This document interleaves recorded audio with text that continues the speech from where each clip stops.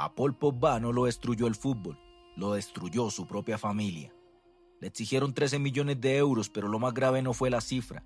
Fue descubrir que quienes estaban detrás no eran desconocidos. Mientras el mundo lo veía levantar la Copa del Mundo en el 2018, su entorno ya se estaba rompiendo. Para entender la caída hay que entender lo alto que había llegado. Pogba no era solo un futbolista, era una marca global. En la Juventus se convirtió en líder. En el Manchester United fue uno de los fichajes más caros de la historia, en una operación cercana a los 105 millones de euros, cifra récord en su momento. Y en 2018 alcanzó la cima absoluta, campeón del mundo con Francia, marcó en la final, dominó el mediocampo, se adueñó del partido más importante del planeta. Ese día Pogba dejó de ser promesa, se convirtió en un símbolo. Contratos publicitarios, acuerdos millonarios con marcas deportivas como Adidas, con quien tenía un contrato estimado en más de 30 millones de euros anuales, además de campañas con marcas globales y acuerdos de imagen. Ganaba millones cada año, cifras que cambiaban la vida de cualquiera. Pogba lo tenía todo, pero ese nivel de éxito tiene una consecuencia que no se ve en televisión. Cambia la percepción de quienes te rodean, porque cuando alguien genera millones, deja de ser familia, se convierte en un objetivo. Pogba nunca rompió con su origen, mantuvo cerca a sus amigos de infancia, conocidos de barrio, familiares que habían estado con él antes de la fama. Durante años, ayudó económicamente a muchos de ellos, pagaba alquileres, cubría gastos, respondía a problemas. Se estima que durante años destinó cientos de miles de euros en apoyo directo a su entorno cercano, pero esa ayuda empezó a cambiar de forma. Lo que antes era gratitud se convirtió en expectativa y la expectativa en presión. Las conversaciones empezaron a girar alrededor del dinero. Las llamadas ya no eran casuales, los mensajes ya no eran cercanos. Y cuando Pogba empezó a decir no, todo cambió. Porque en ese momento dejó de ser familia y empezó a ser un objetivo. En marzo del 2022, en París, un apartamento aparentemente normal, una reunión que no parecía peligrosa hasta que lo fue. Pogba llegó confiado, pero al entrar el ambiente era distinto. Pesado, tenso y controlado. Habían varios hombres y algunos estaban armados. No era una conversación, era una presión directa. Le exigieron dinero, 13 millones de euros. Una cifra que no era casual, era una cantidad calculada en función de sus ingresos, de su patrimonio y de lo que sabían que podía pagar sin colapsar financieramente, pero sí lo suficiente para someterlo. Según la investigación, Pogba ya había entregado alrededor de 100.000 euros inicialmente, en un intento de calmar la situación y ganar tiempo. Pero eso no fue suficiente.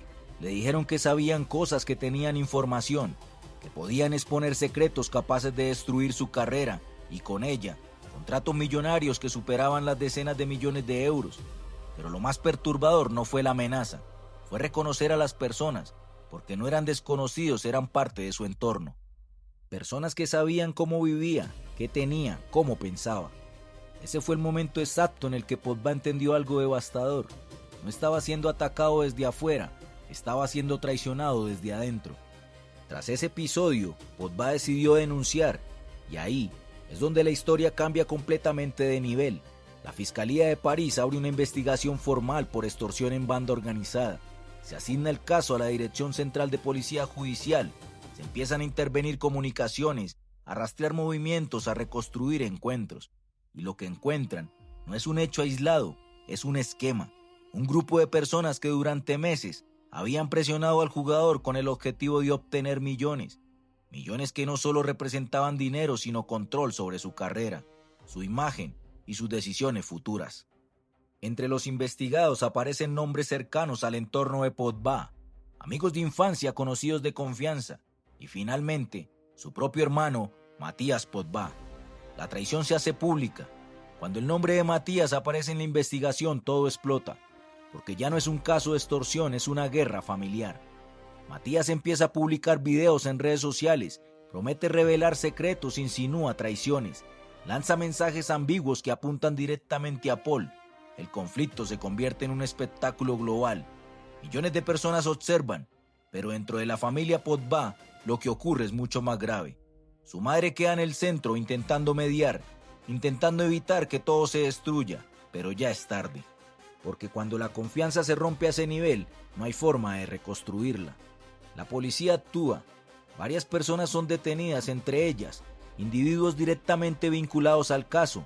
Matías Podvá es puesto bajo custodia policial, es interrogado, posteriormente imputado por cargos relacionados con extorsión y sometido a control judicial. Las autoridades confirman que Podvá fue víctima de un intento de extorsión estructurado. No era una discusión familiar, era un caso criminal que giraba en torno a una suma multimillonaria. Mientras todo esto ocurre, Podvá no está en el campo, está enfrentando algo mucho más complejo: desconfianza total. ¿En quién confiar cuando el problema viene de casa? Su círculo se reduce, su entorno se vuelve sospechoso. Cada conversación pesa, cada decisión se vuelve difícil. Y en medio de eso, tiene que seguir siendo futbolista profesional. Un futbolista que en ese momento tenía contratos activos por millones, pero cuya estabilidad emocional empezaba a poner todo en riesgo. El segundo golpe llega en agosto del 2023, control antidopaje. El resultado positivo: testosterona. Y ahí todo se derrumba definitivamente.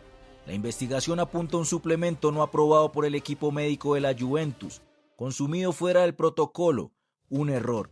Pero en ese contexto, no es un simple error, es el golpe final. Porque Podvá no llega a ese momento en calma, llega desgastado, mentalmente golpeado, presionado, rodeado de conflicto, y en ese estado baja la guardia.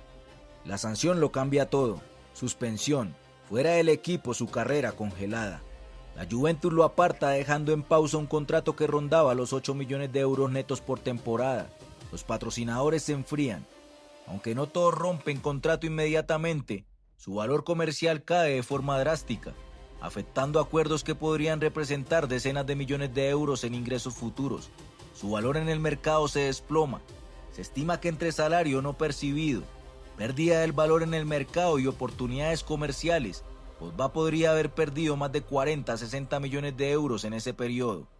Pero lo más grave no es el dinero, es el tiempo, porque el fútbol no espera, y el tiempo que pierdes no vuelve. Después del escándalo, el regreso no fue como lo imaginó. En 2025, Paul Pogba volvió al fútbol con el Mónaco, una nueva oportunidad, pero el fútbol es cruel. Las lesiones regresaron, los minutos no llegaron, y su lugar empezó a desaparecer. Partidos desde el banquillo, apariciones mínimas, y una sensación que cada vez era más clara: ya no era el mismo, porque después de todo lo que había pasado, el problema ya no era solo lo que lo rodeaba, era lo que quedaba de él. En menos de 2 años, Pogba pasó de ser campeón del mundo a protagonista de una de las historias más incómodas del fútbol moderno: extorsión, conflicto familiar y dopaje. 3 golpes, uno detrás de otro, demasiado incluso para un jugador de su nivel. Paul Pogba lo tenía todo: talento, dinero y fama. Pero su historia terminó convirtiéndose en una advertencia, porque el fútbol puede darte éxito, pero no puede protegerte de tu entorno, no puede evitar la traición, no puede controlar a las personas que te rodean, y no puede salvarte cuando todo se rompe desde dentro, porque al final no lo destruyó el fútbol, lo destruyó su propia familia. Y cuando la traición viene desde casa, ya no hay forma de protegerse. Esto fue Crónicas. Si te gustan las historias detrás del fútbol, suscríbete al canal. Nos vemos en la próxima.